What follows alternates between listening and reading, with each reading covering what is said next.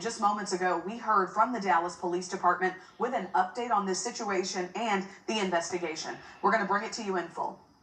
This morning at about 9:30 a.m., Dallas Police responded to a stabbing call on the 3400 block of Samuel Boulevard. The preliminary investigation determined that the suspect cut the victim with an edged weapon several times. Dallas Fire Rescue responded to the scene where the victim died. The suspect is in custody and charges are pending. This is an ongoing investigation, and updates will be provided at a later time. You could tell that this officer is shaken up by what he has seen. Somebody out there in Texas has been beheaded. Our officers were proactively patrolling the area and responded quickly to take the violent criminal into custody. Even though he was armed with a bladed weapon, the officers showed tremendous restraint and used minimal force to apprehend him. Now listen to that right there. Now look, they're not releasing this killer's identity, his name, or his picture. Okay, that's one piece of information. Why is his name not being released? Why is his picture not all over the TV? And you heard this officer said when officers showed up, they exercised restraint and used minimum force. After this guy done just beheaded somebody. Okay, that's another telltale sign. These are the kind of things right here that would make me say this is not a black person that did this. Okay, now look, I don't know who this was. Maybe it was a black person.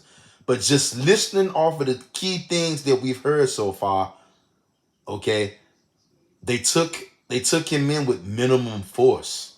What the hell? This guy just beheaded somebody in front of a lot of people. And they took him in with minimum force. Now, typically, we know that kind of stuff, it doesn't sound like that's a black person that did that killing. And also, they're not releasing his name or putting his picture up there. Now, for the most part, we're not talking about exceptions because there are exceptions to every rule. We're talking about for the most part, when a so-called black person does this, their name would be out there. This guy chopped this guy's heads off early this morning today. And here it is in the evening time now, and we still don't know his name or seen his face. If this was a so-called black man, and when I say black, I'm talking about in here in America, a so-called black American. You would have heard his name all day long. You would have been seeing his face all day long. So for the fact that we don't know his name and we can't see his face yet, I mean, I don't know who this is, but it sounds like the usual suspects. Sounds like to me that this could be the work of an illegal immigrant. We know how violent these people are. I mean, all you got to do is look at their track record. These people are bloodthirsty monsters, okay? And this sounds like their handiwork right here. Chopping somebody's head off in the middle of the morning in front of witnesses. And then you get taken to jail alive. This definitely doesn't sound like a black man. But I guess we'll just have to wait and find out because it might be. And I doubt that this would be a black American. If it was a so-called black person, it probably would be one of them Hamites. For the most part, now I know we do got wicked Israelites out there, we do. But for the most part, every race of people, every nation of people has their form of violence, their form of crimes. This kind of thing right here, for the most part, it's not an Israelite thing. This sounds like a Hamite if it was a so-called black person. Or you ask me, it sounds like the work of an illegal migrant. And y'all know who likes to use machetes. Okay, look, can't make this up. And I'm not going to try to spare nobody's feelings out there. We deal with reality over here. You want to be mad at somebody, don't get mad at me for bringing out the obvious. You need to get mad at whoever chopped this person's head off. And what was that about? Only the Most High knows. This violent crime will not go unpunished, and our department will thoroughly investigate and bring charges against the suspect. Violent crime is not welcome in our city. I'm not in response to the questions, man. First Assistant Chief Terrence Rhodes there. I want to bring in Senior Crime and Justice reporter Rebecca Lopez. And Rebecca, you really got the tip that helped alert us to what was going on here. But the thing that I noticed in that brief press conference, he had to pause and gather himself. Yeah, Yep. apparently this is just a very horrific scene that these officers have witnessed out there. Initially, my source told me that there was a beheading at this motel, and now we're hearing from eyewitnesses. We'll bring those to And you once later, but again, what I- we know that there are lots of illegal immigrants staying at these hotels. Okay? We're not going to, look, we are not shielding anybody, especially somebody from Psalms 83. Okay? You got an uptick in vicious, violent crimes that usually don't take place with this amount of regularity in the United States. Okay? Just like when you have an uptick of grape and unaliving at the same time, we know who's responsible for that. It's the illegal immigrants. And you can get mad all you want. I don't care. I'm trying to save somebody's life out there. If you already safe and you good, okay, you be cool and be thankful for that. But don't get mad at me for trying to warn somebody else out there. This is a diabolical world. The United States of America is diabolical. And you gotta understand, unless you just want to be a blind person, that there's millions and millions of illegal immigrants here. You have no idea who these people are because they were not required to show who they are. You don't have to have a name. You don't have to have an ID. For years, America welcomed in undocumented criminals, killers, thieves, and rapists. And niggas who like to chop people's heads off. And when you do, of course the government's not surprised by the amounts of graping and unaliving and bodies being chopped up and people being beheaded. Of course they're not surprised about that. That's why they brought these people here, to do a job. I'm going to keep on saying it. I've been telling y'all this for over a year now. Is there anybody out there who's listening?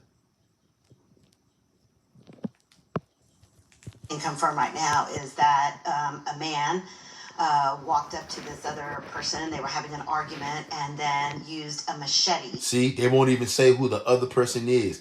First of all, they're saying a man. What kind of man? Why won't you say?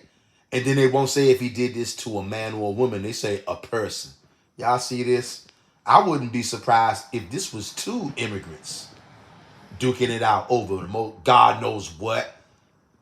And like I said, every now and again, you'll get somebody who look like me or you to pull something like this. We don't know. But why are they being so secretive about it?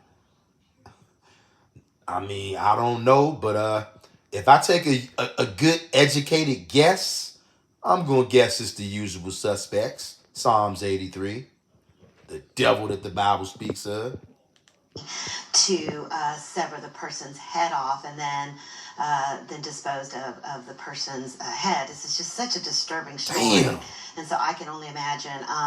The officers did arrive very quickly.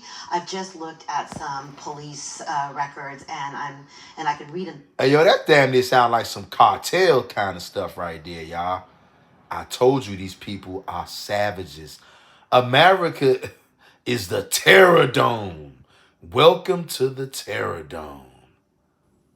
Those records that they had several 911 calls of people that witnessed this. They saw this happening. They're telling DPD this person has just been beheaded. DPD gets there very quickly. They do see the suspect, and my sources are telling me that they were able to tase that suspect and take that person into custody. You see Right now on your that? They screen, you're seeing tased some of him? the images that we've captured from our chopper up above. Does that sound like a black man to y'all? If they came up and they saw a black man who had just chopped somebody's head off, do you think that they would tase you? Do y'all see why I say this sounds like an illegal immigrant? This got illegal immigrant written all over it. Even if this is not them this time, it's still their MO. And you gotta start learning how to use your head. Who cares how people feel about being profiled? You shouldn't be over here and you shouldn't be graping, unaliving people. So I don't care about your feelings. scene there at that motel. And Rebecca, when you're looking at some of this, and there are a lot of things that we do for our clients, a lot of things that we have in place that safeguard those funds. One is the long, complex password. First Assistant Chief Rhodes said a bladed weapon. Your sources tell you it was a machete. And there were several calls that came in. What were some of the... Do you hear this? The suspect had a bladed weapon. Why didn't you just say a machete? You see, whenever they're trying to protect somebody, they always try to soften the language, soften the lingo. Just more and more, it makes it sound like an illegal immigrant, y'all, because they typically don't do this for you and me. Things that folks were saying beyond, I mean, because I can imagine that had to be a traumatic scene. They're saying you need to get here quickly. There is a person with a machete that is has basically beheaded this person. Apparently there was some sort of argument between these two people, and then this happened. I cannot recall, Dia, the last time that I even heard of anything like this happening in Dallas. I covered a case in Louisville several years ago where a woman was beheaded using a chainsaw by her husband, who, by the way, is still on the run. That was a very disturbing case, but I've not heard of anything like this in Dallas County or in the city of Dallas in recent memory. What else are you hearing from your sources? I know it's still early, DPD not even confirming that it was a machete or that this was a beheading that took place here, but what else have you been able to learn from your sources? So we do have the suspect's name. We're not releasing that suspect's name right now. We have been able to confirm that this suspect was on probation for some other crime. Again, we're not releasing that. We're digging into his history.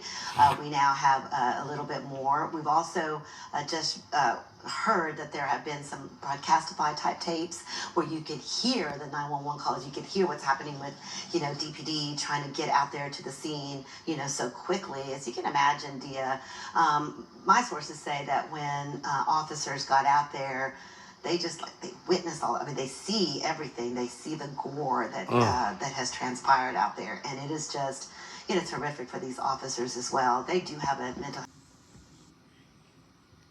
Now, as we jump from the beheading, right before I let you go, I want to let you know what an active day this has been for violence in America. High-profile slayings all over the place. A guy named by the name of Charlie Kirk, I believe. Some resources say he's dead. Some say they don't know. But apparently this guy is a good friend of Donald Trump. He was at a college university of some sort today at a speaking engagement when a shot or shots with an S rang out. Some sources say that this guy has passed away. Other people say they don't know. Just started getting word just a couple of moments ago that Charlie Kirk has been shot. We have very few details so far coming in on this. We're dependent on witnesses. Now, remember what I told you about the usual suspects. You always got to assume that it's the usual. The usual, we know who the usual suspects is. Who is it that usually does stuff like this? If you're not afraid to say it, we all know who the usual suspects are. That's why I told you better start profiling. I don't want to hear that crap. Oh, profiling is wrong, brother. You shouldn't do it. They've been profiling you since you've been born, along with your mother, your father, your grandmother, and your whole family for generations. So don't talk to me about profiling. Do you want to live or do you want to die? If you want to live, you better start profiling. And when you see things that look like they always tend to do, you better start thinking about the usual suspects. That's the first place your head should go. Okay. Utah Valley University, and he was speaking in front of a crowd. And in that moment, and correct me if I'm wrong, he was speaking about obviously trans issues in the country today. Go figure. When a shot or shots rang out, and we can now confirm via Jason Chaffetz, who was at the event at Utah Valley University, that shots rang out as Charlie was talking about transgender mass shootings. Per Jason Chaffetz, a witness there, says he can't say that he saw blood, But he saw him he can't say also that he saw him get shot, but he did hear the gunshot ring out. And he was watching Charlie, and then he fell back and to the left. We're giving you exactly the details we have from a firsthand account. Jason Chaffetz. Do you hear this? Okay. Utah Valley University. Obviously, we are praying for Charlie Kirk as we do get word of this. Nicole Parker was with us earlier. We're bringing her back on this. Bear with us as we're just getting these brand new details. We pray that he is okay. All that we know right now is that shots rang out. He was apparently shot as he fell back after Jason Chaffetz described the sound of the gunfire. Do y'all hear this? We're waiting on more details. Hey, Sean Hannity here. Hey, click here. Waiting on more details, huh? I'm not waiting on no details. I'm going to tell you it's probably the usual suspects as always. You better learn to step your profile game up. People are being beheaded in the middle of the day in front of witnesses. And big-time politicians are getting shot while they speak at college events. The Most High ain't playing.